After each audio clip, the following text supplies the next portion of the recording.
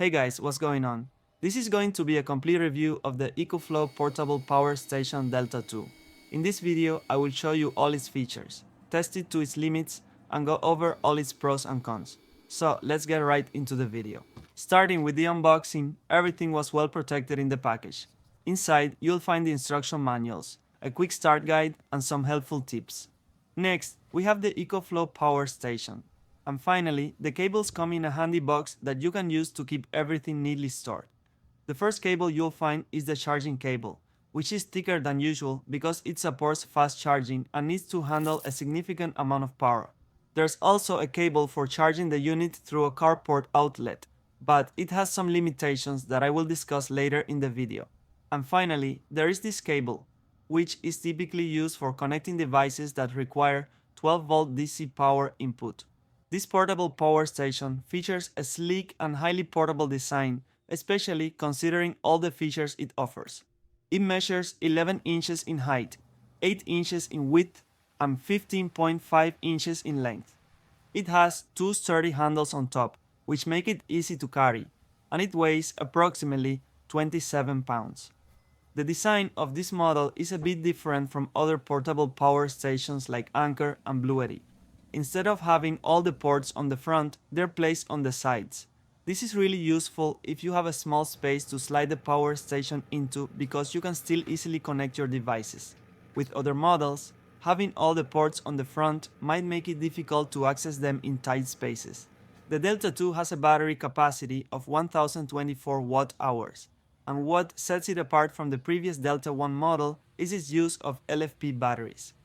While the Delta 1 had a cycle life of around 800 cycles, the Delta 2 can handle over 3000 cycles. Even after all those cycles, the battery will still retain about 80% of its original capacity. It has a power output of 1800 watts, which is enough for most of the things you use around the house. And it also features fast charging capabilities, all of which I'll be testing during the video. Moving on to the design, on the front, you'll find an LCD screen that provides useful information about the power station. It shows you how many hours of power you have left based on your current usage in watts, the remaining battery percentage, and the input and output watts. The Delta 2 has three individual sections that you need to turn on separately, but you can use them all together. The first section is for smaller devices like cell phones, laptops, or anything else that can be powered through these ports. It includes 4 USB ports. 2 of them are standard and the other 2 are for fast charging. At the bottom, there are 2 USB-C ports, each capable of delivering 100 watts. And finally, there's the button to turn the power station on and off. On the back, you'll find the input ports. The first port is for connecting a solar panel and supports up to 15 amps. This same port is also used to charge the unit with your car using the included cable. The second port is for charging through a standard power outlet, designed for use with 120 volts only. And there's also a reset button, which is used to restart the power station in case something goes wrong. Then, lower down on the unit, you'll find the section with the AC outlets. There are 6 outlets in total, 4 standard outlets and 2 with grounding ports for added safety. To activate this section, you need to press this small button. And lastly, the final section contains the 12-volt outlets, which include a car port and 2 DC ports. One thing to note is that when you turn on the AC section or the 12-volt section, the screen will indicate that those sections are active. However, even when the USB section is turned on, it doesn't show up on the screen. On one side, you'll find ventilation holes with fans to keep the unit cool. On the other side, there's a similar ventilation setup, but you'll also find an expansion connector. This port allows you to connect to 2 additional Delta 2 extra batteries, each adding 1024 watt-hours, bringing the total capacity up to 3 kilowatt-hours. This lets you significantly increase the power station's capacity to meet your specific needs. The EcoFlow Delta 2 also comes with a companion app that lets you monitor and manage all its information right from your smartphone. The app provides essential details like the input and output watts, current battery percentage, and internal temperature. You can also use it to activate the different sections of the power station. The app also offers a variety of useful settings and options, such as controlling the charging and discharging limits, selecting whether to charge with solar panels only, or to add AC power if the battery drops below a certain level. Additionally, you can enable the X-Boost feature, which temporarily increases the power station's output capacity to handle devices with higher power demands, along with many other customizable controls. This makes it easy to tailor and optimize the power station's performance according to your specific needs. The best part is that since the Delta 2 connects to Wi-Fi, you can control it remotely from anywhere. Moving on to the testing part, the first thing I'll do is test its peak limits until it overloads. To do this, I'll connect as many appliances as I can to push it to its maximum capacity. I started by connecting my Mavic 3 Classic drone and its batteries, which began running 20 watts. According to the app, this would take about 39 hours to drain the battery completely. Next, I connected two identical fans, which brought the total power draw to 107 watts, leaving just over 6 hours of battery life remaining. To push it a bit further, I connected a turbo fan at its maximum setting. With everything running, the power draw increased to 275 watts, leaving around 3 hours of battery life. This gives you a good idea of how the Delta 2 can be used. If you take it camping and need to power small appliances like fans, portable lights, or even charge your devices, it should easily last through the night. To push it even further, I will connect this water heater. This is one of the things that consumes the most since it has a resistance. So if this can still power it, I will be more than happy. At this point, the total power consumption reached around 1700 watts, and since it hadn't overloaded yet, I decided to connect a DeWalt car vacuum. With all these devices running, the power draw increased to 1.83 kilowatts, which is slightly over the unit's limit, yet the battery still showed 80% remaining. And since I had just one AC port left, I decided to add this air fryer, which is another appliance that typically consumes a lot of power in a household. As I expected, this finally caused the portable power station to overload and shut off. One thing I noticed is that the app doesn't notify you when the unit shuts down due to overload. That's a feature I'd like to see, just to know what happened in case it turns off unexpectedly. I continued my test by running just the air fryer and the water heater to drain the battery to zero, as these were the two most power-intensive devices.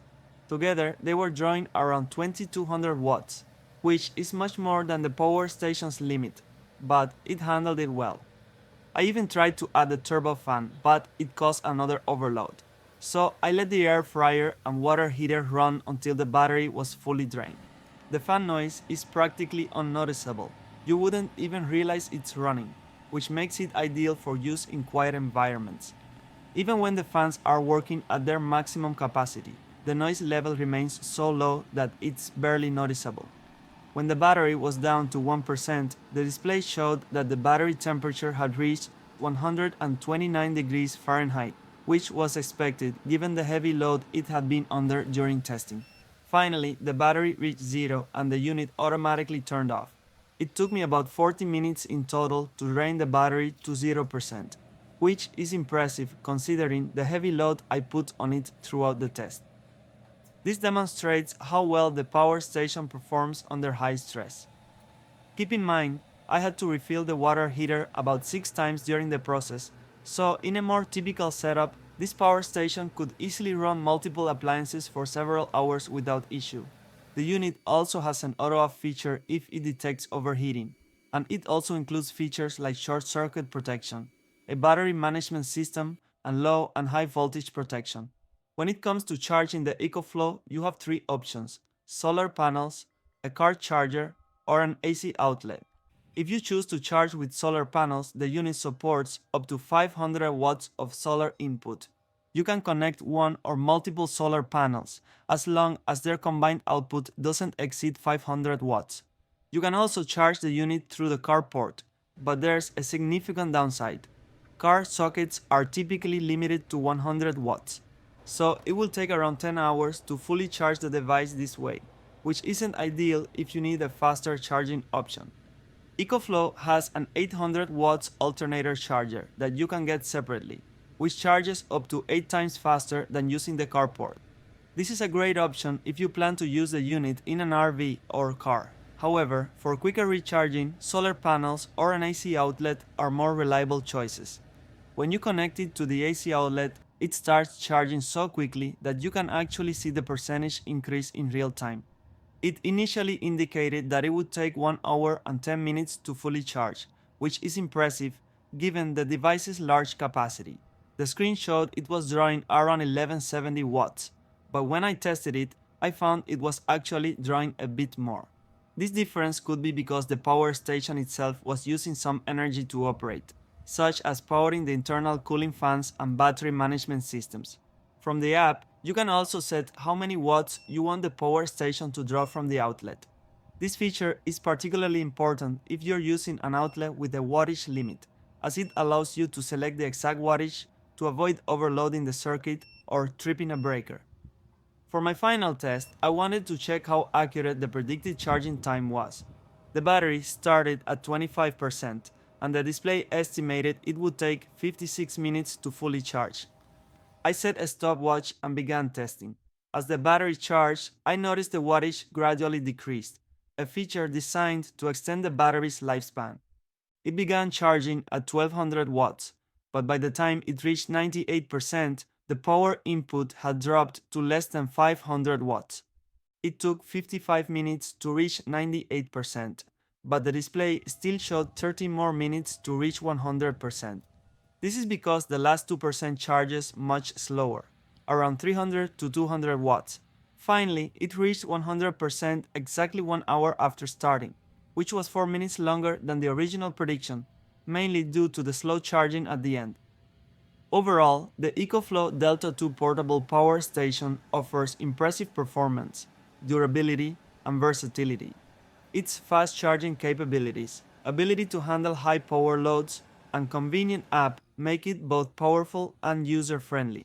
Whether for camping trips, RV life, or backup power at home during an outage, this unit can easily power small appliances, charge devices, and keep essential equipment running. Thank you for watching the video. If you enjoyed it, please don't forget to subscribe to the channel.